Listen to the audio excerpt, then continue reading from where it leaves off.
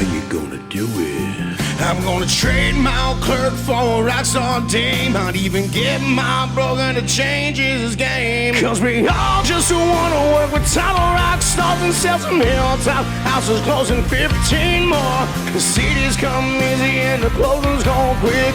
We'll all stay busy cause we just don't quit. Welcome to the Rockstar Vault, where we have today Fred Lahm from Princeton Mortgage. That's it. That's me. Awesome. I'm excited because you are fun. I love talking to you.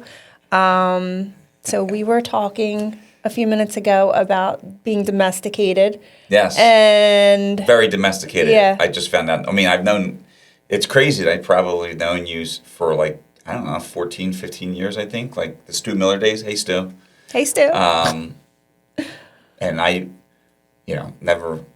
Yes, you're a business mom, and you're doing, but you're definitely not the banana in the snacks and yesterday's lunch refrigerated in your purse type of mom. No, I'm so undomesticated. It's disgraceful. It's not disgraceful. It's disgraceful. My husband tells me all the time.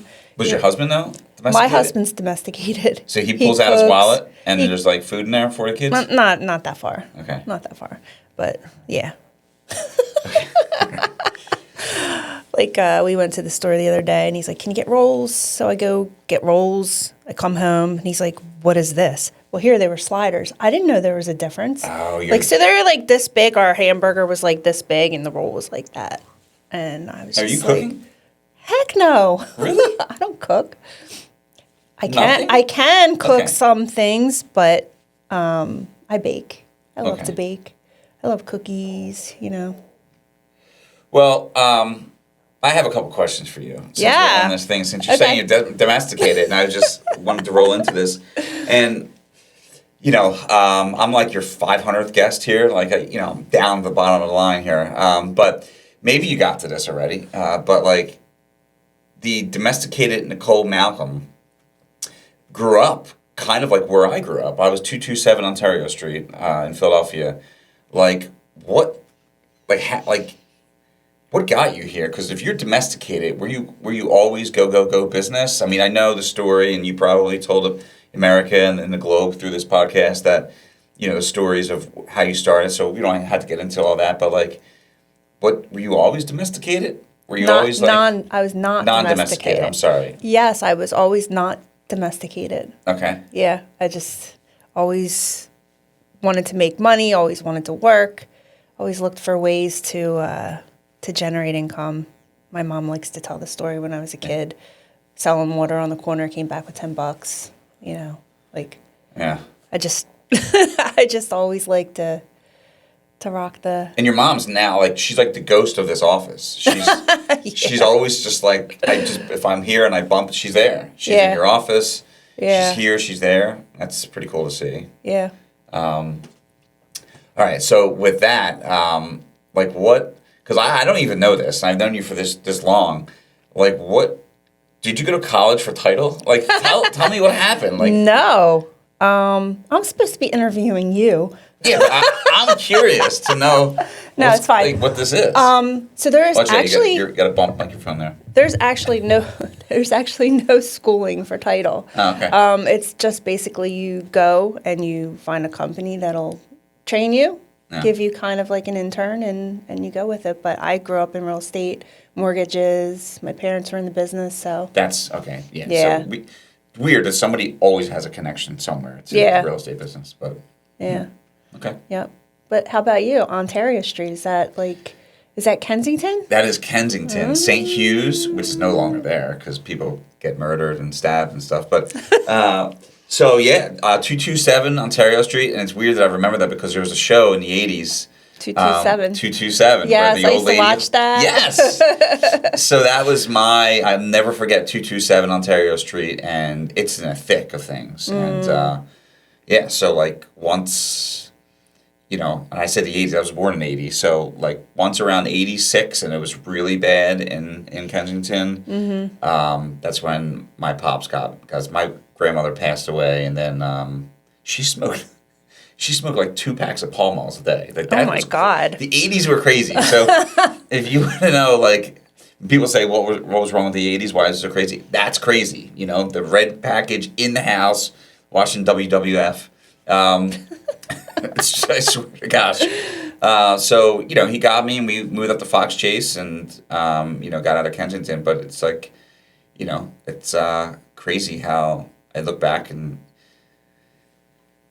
I'm sure you can see this and everybody, like hard work pays off. Obviously, everybody wants to say that. But, like, decisions that we make every single day, they're not on the grander scheme of things, but like decisions that we make. Like think back, like if my dad didn't take us out of Kensington, like I don't know, you know, like if you wouldn't have just been like, I just want to work Kohl's or something. I don't know. Growing up, like if you weren't that go getter or you didn't make the decision to follow in your family's footsteps of doing things in real estate, like what?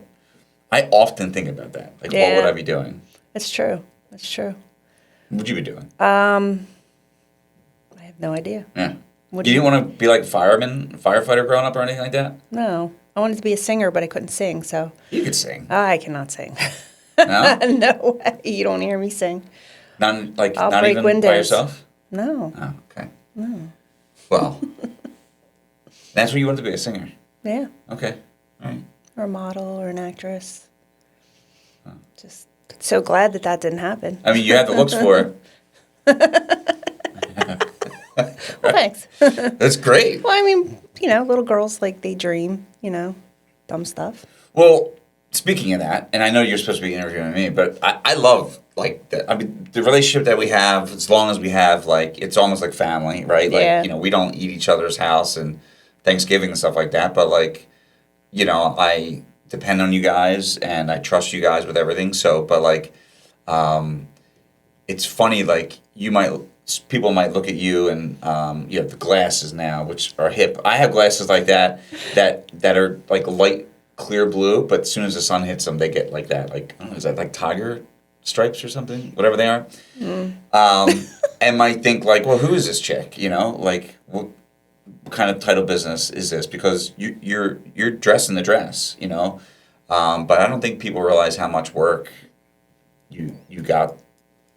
You know, took to get to now, and you might not be out slaying right now, and because you know your family does that for you and creates relationships. But you know, in the beginning, you know, like people should know that you know you're not like this. You know, I fell into this type of woman, right? Like, you definitely didn't fall into it. No, I would say. But I did get a lot of pushback from just people in general because I did work for my mom for a while, and there was that underlying whisper of, "Oh, it's Marge's daughter," you know. She was given this, she was given that, you know. But the fact is, over the course of my life, there were things that I was given, but as far as my business goes, I did all that myself. Like I didn't get any help. Knocked on doors. Yeah, brought the donuts, you know. I think I brought you and Stu donuts, didn't I? Potentially. I think I did. Me and Brittany. Yeah. Brittany, as I call her. But, you know. Tommy was like 6 back then. Yeah, right?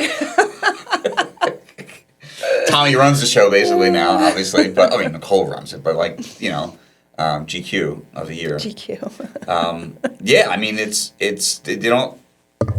People don't see the hard work because they might, you know, judge a book by its cover and think that you don't know what you're talking about. But, like, you know, you got to where you are because of you, you know, and your hard work. So. And my family did help, you know. Yeah. I mean, my kids are superstars. They just That's what I mean. Kick like, butt, you know. If those decisions that we make, right? Yeah. If you didn't make those decisions and worked hard and got to a place and introduced your kids to this and, you know, the right way and taught them and supported them, because I'm sure there's times where they're just like, F this. Like, you know, every day I think we have that moment. But if, you know, like, you wouldn't be here. Yeah. Right? So you might be undomesticated at home, but definitely domesticated in, you know, female business owner business? I'll go with that. Is that appropriate? Yeah, I'll go with that. FBB, female business. No. What did I just say? I don't. Whatever. Good thing this isn't live, but All right, cool. So how did you get into mortgage business? Oof. Did you go from like college? You went to college, right? Yeah, I went to Temple University. Yeah. Complete opposite. For the reason I went to Temple was completely opposite of where I'm at now. So I went to Temple for music education, full ride. Nice. Yeah, full ride. What did you do to get the full ride? Just played Sports? sax. Oh, okay. Music. Okay. Yeah, so I've been playing music since I was 3. I was in the Mummers growing up. Oh, that's right. That's right. How exciting was that as a kid? It was great. You know, I didn't know any different, right? Because it was like part of my life. But looking back, I think that also helped shape my career. You know, I was around a lot of stuff I saw in my, before 10 years old and then through my teens. You know, whereas when kids grew up and they started being cool, like, oh, let's go to this keg and let's go to this and things that might offset, move the track on some kids to get into trouble. Like I was, not me personally doing that stuff, but I already seen that. I was around grown men partying and teaching me lessons and things. And I don't mean like grown men partying like you shouldn't have a kid singing. It's just like, being around things. And I was like a kid working with adults, and so I was in the Mummers and went to school, I played all throughout high school, and I was a drum major in high school. I conducted the marching band, and I was a geek. I was totally a geek, but I was a cool geek, though. This one time at band camp? Yeah. That was Fred. Maybe. It could have been. But yeah, so, and then I started, it was like second nature to me to play, so it was like, well, let's go to college, I guess. And so I started auditioning for 2 different colleges, and we got into like 3 or 4, and I was going to go to the University of Arts, which was in Center City on Broad South Broad, but that's not even around anymore. But they didn't have it back then. That's how old I am. So they didn't even have an education program. So they just did music performance. You went to school for 4 years. If you didn't get a scholarship, you paid a lot of money, and they just gave you certificates. It's like, yeah, you can play better, so...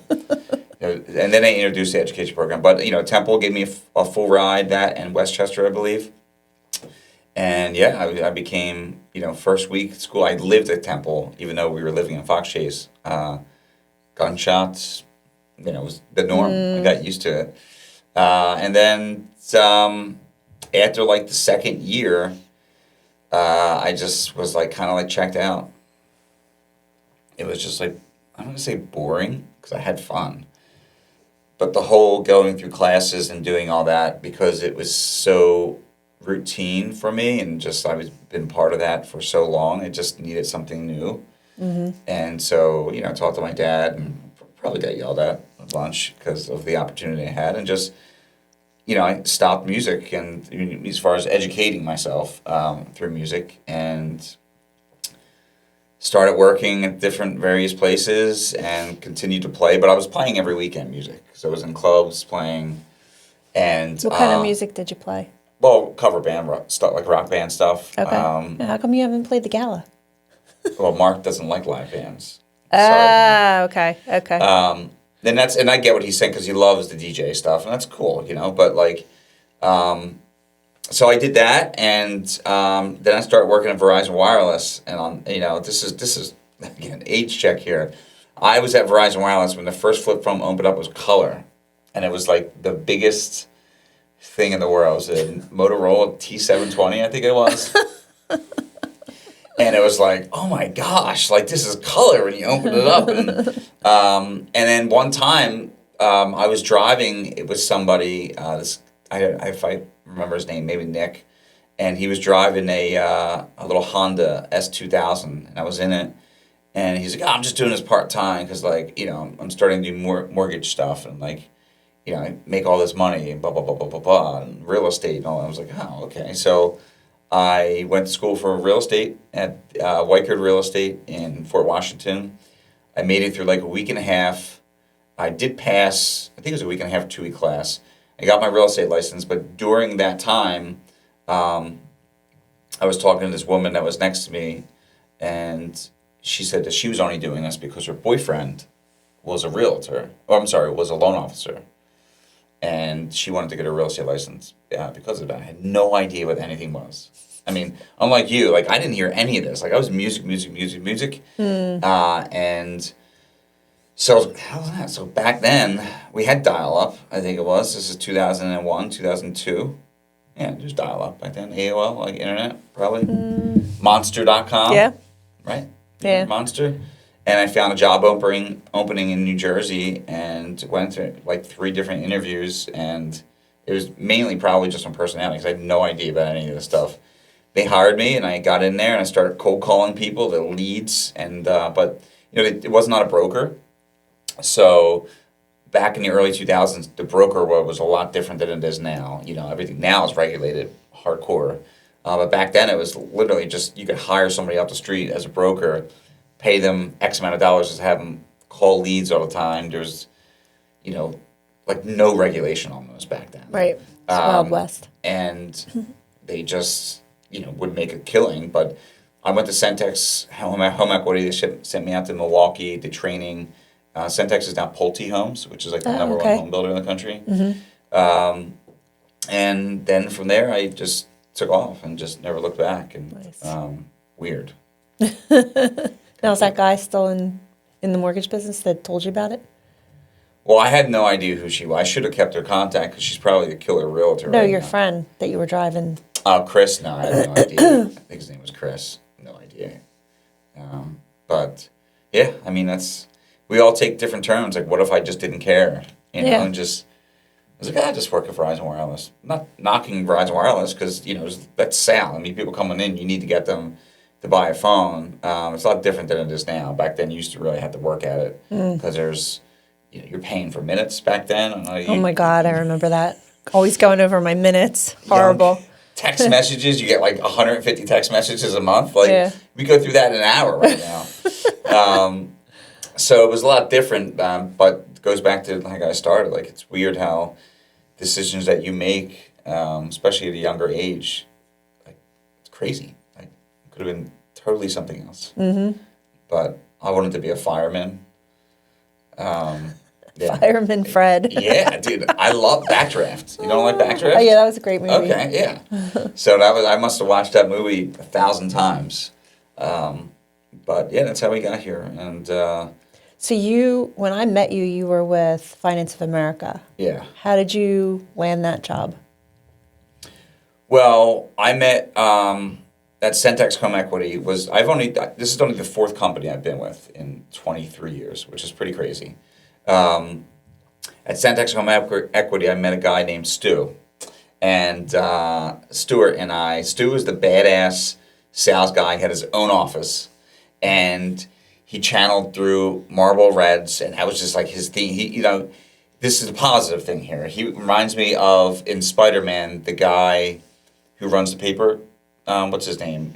In the movie Spider-Man, or the cartoon, the comic strip, there's a guy that runs the paper business, that Peter Parker, like, he's the boss with the gray hair and stuff like that. That's Stu. He just go. Yeah. And he was there in an office just killing deals all the time. But he never took no for an answer. He was just like... I know. You know what I mean? Yeah. But that's it. Like, I learned so much from him.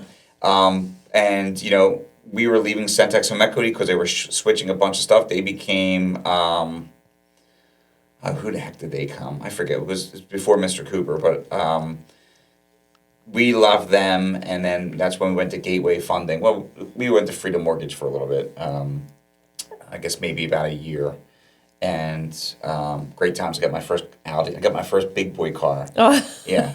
So I bought a house, and then I got an Audi. It was great. It was used 2007, no, 2004. Still an Audi, right? What's that? It's still an Audi. Still an Audi. 2004. But we went to Freedom Mortgage for a little bit, and then they decided that was right when the subprime stuff was was killing. It was like, you can no longer do subprime, and everybody was like, this industry is going to fail. It's never going to be anything anymore. No way. How are we supposed to lend to 500 FICO scores who didn't pay their mortgage all year long? Like, that was the thing. Like, you can miss 80% of your mortgage payments throughout the last 12 months and still get a loan. It's insane. Then. Yeah. those are the days. This AI stuff. We can get an AI if we want. I appreciate AI, but like those are the days when it's like you really have to like be creative. You have crazy products, and from Freedom Mortgage, well, Stu and I went to Freedom Mortgage. He opened up his own net branch, they called it back then. And then they were closing the net branch opportunities. And then, we left Freedom, went to Finance of America. And, that's when I think I met you. Yeah. And they converted, it was also transition finance, or Gateway Funding. I'm sorry, we went to Gateway Funding, which was in Warminster and Hatboro. They became Finance of America, and then they started everywhere buying everything up. So, and then from there, in 2007, I went to 2017 is when I went to Princeton Mortgage. So, and that was a great move, right? Yeah, I was newly married, 2 years in, had a baby, and I was with Stu since the beginning of my career till then, and he was like a father figure to me. Taught me everything on how to. He used to say that I was good cop and he was bad cop, right? Yeah, I can see that. And because he would he would email somebody and give me 15 minutes. He would call back in 10 minutes and say, "Where's the document at?" Right? And that's not I'm not knocking. Listen. That's how you get stuff done. Yeah, it worked. Can I curse? No? Okay. That's how you get stuff done. But he would get angry and stuff like that. And he was so passionate, he still is, about things. And I was kind of the guy who would just be like, hey, sorry to bother you. Can I get that title order over? Do you have to text her? Like I was that, but I was still doing the same thing, just not, as aggressive as him. So, I don't even remember what the start of the question was, but with Stewie. So we converted, and then I would say one of the hardest decisions I had to make, from a business standpoint, new family. I had this opportunity. I met Rich Wydell, who's the CEO of Princeton Mortgage, and we dated for about 9-10 months, meaning I walked into a real estate office and tried to get business. Still the best way to get business, by the way, is talking to people. Yeah. So walked in there, met him, created a relationship, and he kept on telling me things that he was doing to his business, and I was like, whatever. And little by little, everything he was saying was happening, and right down to the change of the logo, because Princeton Mortgage was around since 1983. Right. So changed the damn logo, and when he changed the damn logo to blue, and I was like, well, blue is my thing. So I was like, all right, let's do this. And, a couple other things happened. But, I remember going into Stu's office because it was just me and him. He had his office. I had my office where my wife and I lived at the time. Well, at that point, we had moved, but we were literally 2 miles down the road in Ben Salem, and crying like a baby, in there, had to tell them, and we're emotional, and it was crazy. But I think it changed my outlook. I needed to change. Where Stuart was at the end of his career, not that he wasn't guiding me. It was just some things that I wanted to do.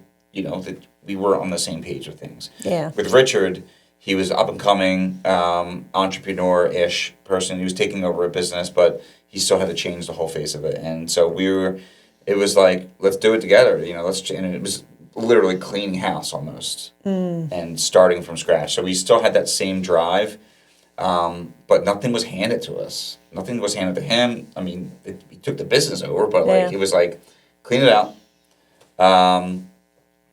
And that's crazy. I learned so much for the past, but then getting into the real estate. So before 2016, 2017, I never really went after realtors. Because you were doing cold calling? Cold calling, a lot of sheets, a lot of refinances, and would do purchases, but that was just because of whatever. And I always remember Amy Precaccino, shout out Amy if you're going to ever listen to this, but she's still killing it. I think she's at the Money Store now. She was That's still around? Oh my God, I remember that from I think the 90s. They're still around. Yeah, the money store. Well, they were all Finance of America, and then that crashed, and I think that's where she went. I'm not sure. But I remember like looking at the sheet every month to come out, and there she is, $5 million a month, $4 million a month. I'm like, how's she doing that? Is she doing this? And I remember having a quick conversation. Again, she wouldn't answer my call, but eventually I got her on the phone, and she just was like, blah, blah, blah, blah, blah, purchase this. Never stuck with me. It just went, I'm a male, so I will admit, that sometimes, not all the time, we hear it, and it comes out this way. It registers somewhere in the file cabinet around here. So, like, if my wife says, hey, we have an appointment next Tuesday at 3 o'clock, make sure whatever, I know that we have an appointment, but sometimes I forget what it is and exactly what time. But I remember, I remember there's something. So anyway, so it was like, it is a man thing. So it was one of those experiences where she told me, like, it's all purchase. And then something clicked when I met Rich, and he's on this thing, and he showed me how to capture real estate business and what was trending, and through the MLS and all these options of how to create relationships. And I was like, holy SHIT, like I can do what I'm doing now, only like making phone calls, calling borrowers. Like I was cold call borrowers, like, hey, I got your information, public records. Like you have a 7% interest rate right now, and it was like, F you, click, this like, and that's how it started, like creating a relationship as soon as they pick up the phone. So like I get that into realtors and going, talking to realtors, and it just changed my outlook on the business. And I still hold true to it. Like, I don't want to be that normal loan officer person. You're definitely not. No? No. Is that bad? No. Okay. No, you stand out. Well, what I mean by that is because everybody is so like regimented. It's just good too, right? And Rich, our CEO, tells me he does things a certain way, and that works for him. But he fully supports me in the way I do things. I'm not that like, well, it's 12:15. I need to call, Realtor C and just, sorry, Realtor C. It's been 15 minutes. I got other times. I'm not that person, and I don't want your business right away. Like I don't like. So many realtors right away buy lead. Oh, you got leads? Like, all right, you know what? Yeah, have fun. I'll see you around. Like, and I'm willing to help do that stuff, but like I'm 23 years in now. I want a relationship, and that we can have fun together. And so I'm honestly like, I wish I could do business with every realtor. I wish so many people came to me for leads first and was like, hey, I need a realtor, it's just like easy, but it doesn't work like that. And so when I say I really appreciate my realtors, it's not because like they refer me, like I can call any realtor that I've been done business in the last 12 months or 24 months and have a 45-minute conversation with them. Because it's fun. Yeah. Like you and I do business together, but like you can call me or I can call you. We'll talk for a half hour about BS. Right. And sometimes that's just what it is. Like we get so hung up on like, send me the business or, when are they referring me? When are we not? Rather than naturally. Right. And I'm in it for the long haul. And which is another reason why I will never give up the reins of calling borrowers.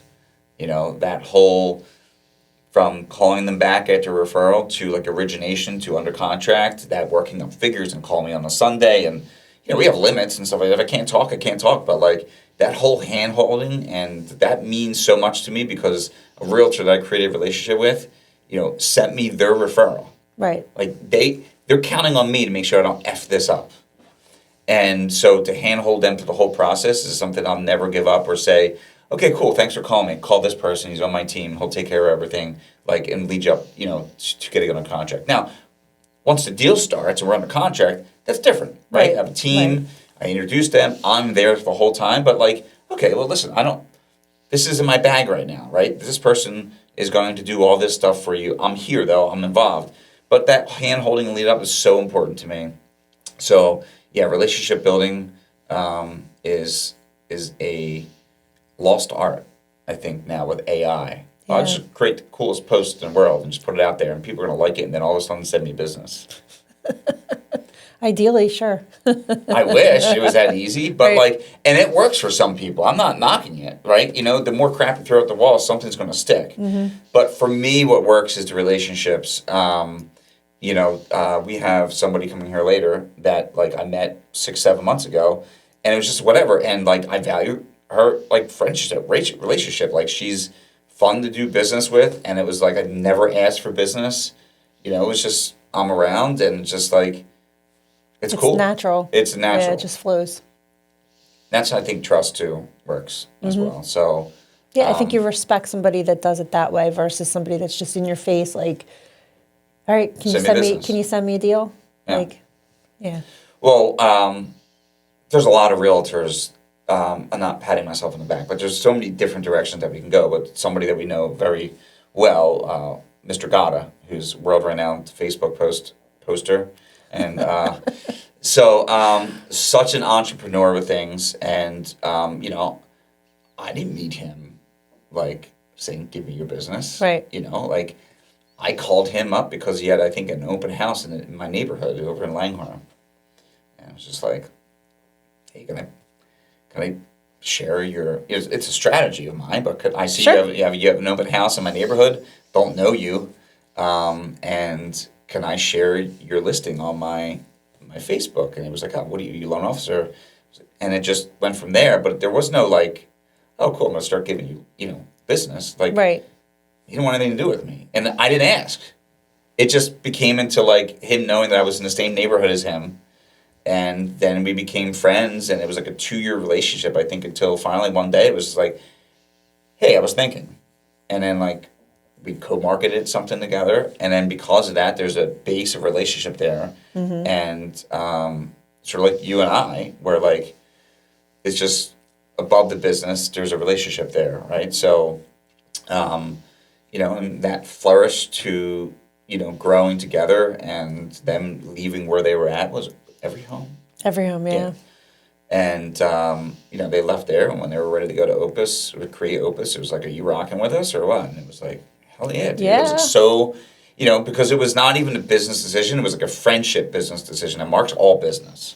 People see Mark out there, right? Mm-hmm. The guy, he's all right, Fred, I want you to interview me. And then he, sort of what I did to you today, maybe. But the orange carpet we just did. It's I had the mic. He's all right, let me just take this mic. So, but he is all business. And, and if you follow the way he does business and makes his decisions, it's I don't know, what's the word I'm looking for? Something to look up to. It's, man. Like a mentor? Inspiration? Yeah, I guess that's fine. Yeah, because... he just does it, and he makes great. Him and Volcom make great business decisions, and that's a natural relationship that built, And I have so many of those other relationships, not on that level because of the the amount of. There's 5,000 realtors now, but that I just think is so important. To relationship first, and then business for me. Right. So where do you see yourself in 5 years from now? You see yourself in real estate, in mortgage? Yeah, what else am I gonna do? Ideally speaking, it would be great. Yeah. Here's my perfect Saturday afternoon. Get up. My daughter Bella likes to order out on Saturday mornings breakfast, so I go pick it up, come back home, drink the coffee. Check the Powerball from the night before, and see that I hit $400 million would be great. But at that point, I would continue to do mortgages. It would be different role, but I would still do what I'm doing. And everybody says call me BS on that, but I would still do something with mortgages, and creating relationships because I think from relationships. It's growing up brothers and sisters. I didn't really have a brother or sister growing up. I had let me take that back. I did have step brothers, and I have a half sister and a stepsister. But I didn't live with them. So I was only child growing up, and so relationships through life, I think, guide you to like your future. Yeah. And almost like the mummers. You know, like I was hanging with grown men, like career men, attorneys, judges, you know, blue collar workers, you know, policemen, like, and I was like 10, you know, and watching the decisions that they did make, you know, would be like, oh, I don't want to do that. Oh, I would like to be like that. And so I think relationships that we make in this business, you know, like some of the things that you do, I envy you because of what you've done. I'm like, I need to have some more kids and like have them be like me, and then just like, you know, I'll still run everything, but like that's amazing. And it's like you look for different pieces of people that you do business with and pick out little things that they do, and it opens up your eyes. So in 5 years, I'm still going to be originating, for sure. Yeah. Isn't it like our industry's like the mafia? Once you're in, I always say it about title, Yeah. but once you're in, like usually. I think if you get some success, Yeah. I think if you get in the business and you try and I'm not saying that you give up, but it just wasn't for you, you know, because it is tough. Like I couldn't imagine being a new realtor or a new loan officer in today's business because there is so much automation as far as getting business. That's why I'm saying like the real thing is just like, you know, knocking on a door and talking to somebody. But yeah, like I don't know. I would like to be a realtor, like down the shore. I love houses. You know, I love going into homes and getting people like walking in, like my personality, like, oh, look at this kitchen, like you know, like, and I'm just fired up with that stuff and just like, look how awesome this is. It would be great to be a realtor, but stay in my own lane, right? And that's another decision. You know, when this thing came out, COVID, and rates were going up, and all these loan officers like, I'm gonna be a realtor too, and it's like, all right, cool, like, yeah, but I don't. No, I'm not gonna take business from people that I do business with or try to compete with them, and I'm gonna stay in my own lane, and I'm just gonna do what I do. You know, and. But yeah, so I'll be originating. But how do you think AI is going to affect you in your position? You know, because there's a lot of talk about how AI is going to take over everything. Nobody's going to have jobs, and the sky is falling. And I don't think. This is Freddie Finance here, right? So I'm no expert with this stuff. I've been in AI. I use ChatGPT. I have my Freddie Finance ChatGPT avatar, and I fill out questions for it all the time, and it knows where my searches are for business. And I think AI is ridiculously awesome. But most people think AI is like, what kind of cartoon can I make? And that's badass. Like my daughter is like, can you make it do this? And I typed it in, a raven doing something around Halloween, and like made it, and she's like, I'm like, yeah, it's so cool. But like, AI is so much more than that, and I think when it's used correctly, it's not going to shut down the business. It's going to be more efficient. It's going to enhance us, I think. Volcom, Ondik, sent me a link this morning, and I read it. It was MSNBC. It was BetterMortgage.com CEO sent me something out. And for me, he's behind the curve, because what we did at Princeton Mortgage 3 years ago, shout out to Rich, is that we took the cost of originating mortgage from like $12,000 to $13,000 down to like $4,000, $5,000 by not utilizing AI at point, but like we hired like Elon Musk came in and we cut everything out. What can we automate? What can we not automate? What can we automate that people don't even know it's being automated, and keep the hands-on stuff. So he was on there giving an interview, and it was like, we did this. This is done already. Because Volcom was like, you need to get an AI person that does. I was like, we've been doing that. Like, that's done. So I think efficiency is key for AI, but nobody will ever replace the, hey, how are you today? What kind of payment are you looking for? I mean, AI does that. Like, not to change the subject, but I'm just thinking, Brittany sent me this link of this robot. It was an AI robot for $20,000. You buying it? No. Oh. But it does your wash. No, crap. It carries bags. Like the video is, it carries bags for you from your car. Like crazy stuff. Yeah, but that's insane. People People get tired of that. insane. I mean, what are we going to Really? be like? I don't know. Have you ever seen I can't remember. Maybe it was Wreck-It Ralph. The Jetsons? When they're just sitting there so lazy and there's like they're like not even eating themselves, like somebody's feeding them. It's just like that's a little overboard. That's like you can't even do your own wash. I mean, I hate doing wash. I hate doing wash. But still, I wouldn't mind that. I don't know. I mean, and again, not that I'm domesticated because I stick it in, I take it, put it in the dryer, I fold it, put it away. So you do wash. I just that's as far as I go. Oh, okay. Well, that's good though. Yeah, I mean, I love the AI stuff, but I think it's going to run its course. It's only going to hit a certain point. At least really, you think so? At least when we're alive. 100 years from now, maybe different story. I don't know. Like you hear different stories of people saying, it's just going to accelerate. It's just going to keep coming. It's just going to make people more efficient. I like your way of thinking because I hear other people say like it's going to be a bad thing. It's just going to take over. But I like the efficiency. I like that. I mean, hey, what are you going to sit in a machine and it's going to strap in and it's going to exercise for you? And you're going to burn calories? Like, you still need to put the work in. Well, they do have machines like that, I think. Really? I think something like that. The band? That's from, like, the 70s. Or what about the thing you just stand on and it vibrates? Oh, I almost bought one on COVID. It was like, wait, if I stand on this thing, it jiggles my love handles and they go away? That's essentially what it was. You just go like this. It's true. But, yeah, I mean, everything is going to have, but there's just like HVAC, just like electricians. You might get a robot to put the cable in the wrapping and wrap it for sale, the wire.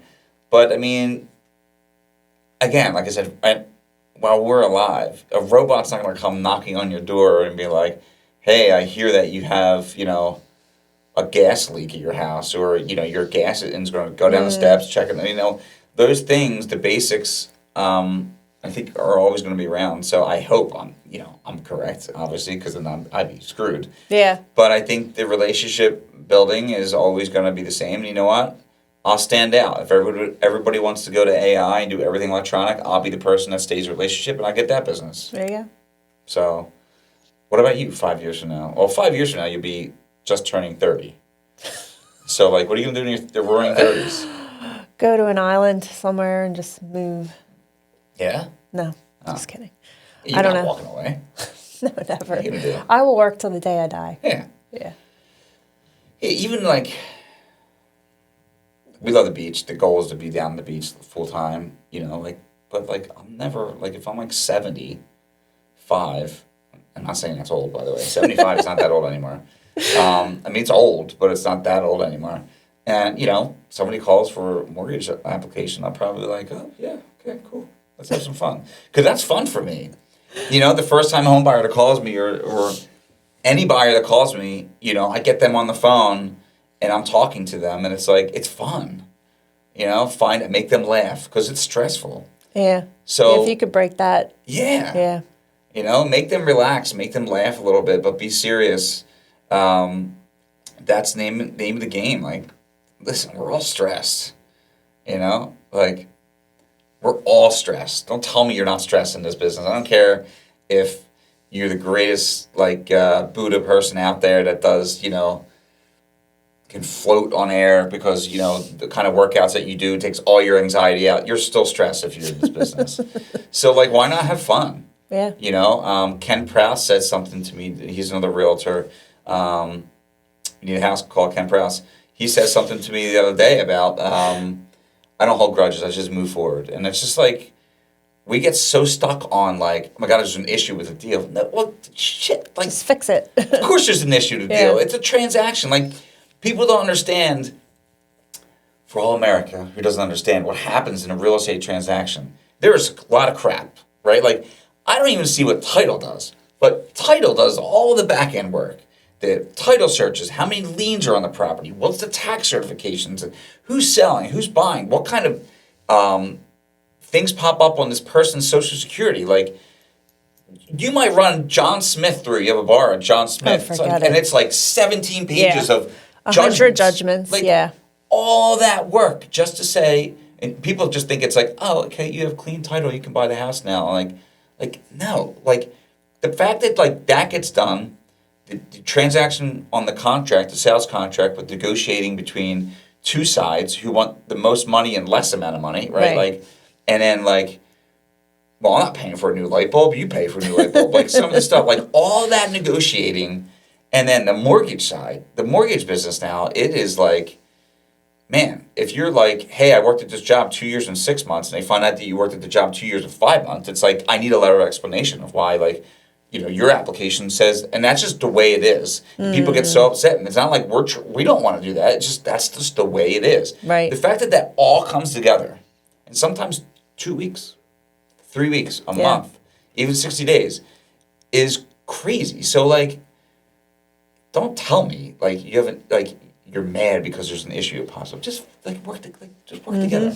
You know? I had a realtor, seasoned realtor, tell me a couple weeks ago, this is 2 days before closing, we couldn't get a final verification of employment. So, by the way, everybody out there, like, before you close, we must reach out.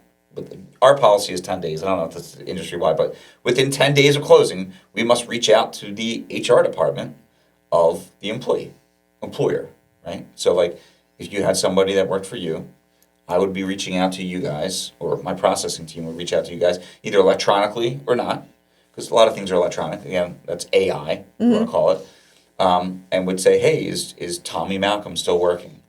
Yes. If we can't get that, we can't close. I had a realtor, like, tell me, a really experienced realtor a couple of months ago say, my 25-year career, this is the first time I've never had a clear close. We're 2 days before closing. I'm like, what planet are you on? I hate So, like, that. why are you fighting it? Just, do you think I want to call you and let you know that we might have an issue? Like, let's just get it closed. And that's what's missing as well, because everybody's so stressed. So if we're all going to be stressed, we might as well have fun. Right. And that's why it's important to have relationships. Absolutely. How many times do I call you like, yo, dude? A couple times a month. I know. Am I wrong here? Like, what's going on here? So, but no, you never asked your question 5 years from now. Where do you see you? You going to have affinity like in Jamaica? Well, anything's left in Jamaica. But I think I would like to see more locations. Really? Maybe more states. Wow. Yeah. So when you do that, I mean, do we have time? We have a couple minutes? It's 10. What I have a problem with is letting go of control. Not like Absolutely. control. Yeah. Oh my God, that is so hard. Not control freak like, oh my gosh. Just like, if they're going to be referred to me, I'm not sending to a bot and I'm not sending to somebody else. Like, they're referred to me for a certain reason. So if they're coming to Affinity or ATG, they're going to get that service. So when you open up somewhere in the Bahamas, like, are you going to get that and that stress of trying to, like, make sure it's the same structure as here? I think you have to look at companies, let's say, like Chick-fil-A. If you go to Chick-fil-A, right? Good chicken. If you go to Chick-fil-A in Florida, if you go to Chick-fil-A in Philadelphia, I have experienced myself, there is consistency. Oh, yeah. My pleasure. Here's your order, lady. My pleasure. Or ma'am, whatever. But I think that goes from the core of their company, and that's how they treat and teach their employees how to behave and how to act with the public. Yeah. And I think it's the same thing with what we're doing here is we're creating an environment for our employees to learn, understand, and how to better do their job so that if we do that consistently in other areas and other places in the United States, that's, it'll stay consistent. We'll be the Chick-fil-A of title. That could be, yeah. I need a I t-shirt. admire Chick-fil-A. I really do. I mean, I think that their and the fact that they're money hungry, of course, because they're business, but they're like, you know what? Cut it down. Shut it down Sunday. Yes. I don't care. That is admirable because Yeah. most companies are just money driven. They don't care. But that is signifying, hey guys, we're a Christian organization. This is important to us, and we stand by our values. And not many companies do that anymore. you know. So. And they're still in business. Nobody Yeah. was like, screw this place. I'm going to McDonald's on Sundays now. I'm never going back to Chick-fil-A. You know. Yeah, they are definitely. Now, I've also learned too, as I'm trying to watch my salt intake, they're very high in sodium, by the way. So if you're trying to have a sodium diet, don't go to Chick-fil-A. But they probably have lettuce there, right? They do have lettuce there. They do have some fruit. So I know we're kind of, but I do want to know, like, for you, because you have accomplished a lot. You've built homes, you've sold homes, you know, personal and investment homes, I guess, and your husband is a contractor. He can fix whatever needs to be fixed and get it done. You've accomplished, because you grew up in like where I grew up, right? So I was in Northeast Philly. Northeast Philly. And then I moved around a lot. Okay. Yeah. So you come from that area of like, we have to work for it. Nobody gave anything to me. No, just like we're here, we kind of had the same flight plan. And like, now that you've done that, right? Like, why are you still, like, what's your drive? Because your kids are cool, right? You're 30, you have a couple kids, and you have 16 grandkids. Like, at this point, you're successful, and it's like, why? You could essentially just be like, yeah, whatever. You guys run it. Just give me a couple of bucks per month, and I'll be fine. Like, why? Because I feel, and I'm going through this right now, where I'm trying to like step back a little bit, and I know my stuff runs well, and that's because of my children and the things that they're putting into place and doing. But it's hard because you feel like, okay, well, if I leave work today and I take a half day, what am I going to do? It's like you need that purpose. You need to feel like you're still in the mix. Like, I was reading a book, Dave Ramsey book. I forget what it's called. Something about the business that you love or something like that. I don't know.